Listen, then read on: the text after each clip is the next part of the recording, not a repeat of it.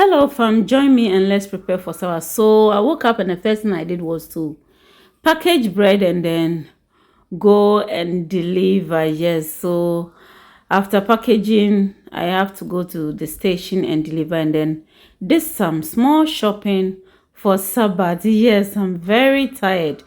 Okay, so let me start bringing my things out and I'm going to cook. Yes. So I bought watermelon. I'm going to make watermelon drink. Now we have a lot of watermelons in the market, so make sure you eat a lot of it. So I'm going to start preparing my stew. I have these ingredients that I'm going to blend: tomato seeds, bell pepper seeds, onions, garlic, ginger, pepper, and spring onions. Now, what makes some of you mothers to think that you have the right to slap your son's wife? There's this video circulating on TikTok where a mother and the daughter-in-law are into some exchange of words, and the mother-in-law, according to the daughter-in-law, the mother-in-law slapped her, and the husband was there. He couldn't even defend the wife. Their child too is there, so the child is observing all that is happening, and the child is even telling the mommy that it's enough. I mean, why should you slap your son's wife? I know someone will say that, but what did she do? It doesn't matter what she did. Whatever she did, you have no right to hate her.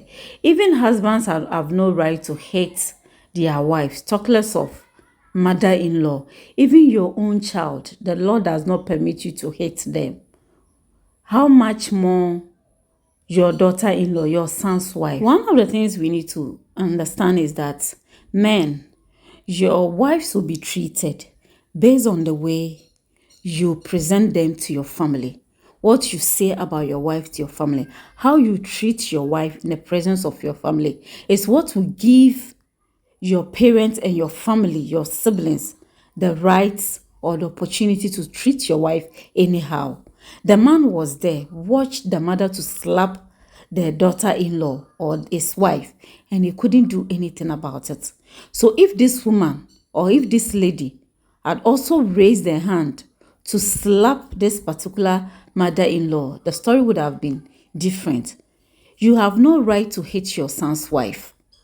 If mothers cannot tolerate their daughter-in-laws, or they can't respect the wives of their sons, then why don't you marry your own sons? Marry your sons, both physically and spiritually, so that no woman will come and marry your son for you to stress them. If you sisters, you cannot handle or accept your brother's wife, then you people should marry your brother. Why do you think that it is so right for you to maltreat your son's wife or your brother's wife? This woman should ask herself, if it's her daughter who is married and the mother-in-law slaps her, how will she behave? Will she want her daughter or her daughters to be treated the way she's treating or she treated the son's wife? We need to learn to respect our sons' wives. Mothers, when your sons get married, know your boundaries, okay? Know your boundaries. No, yes, that's your son.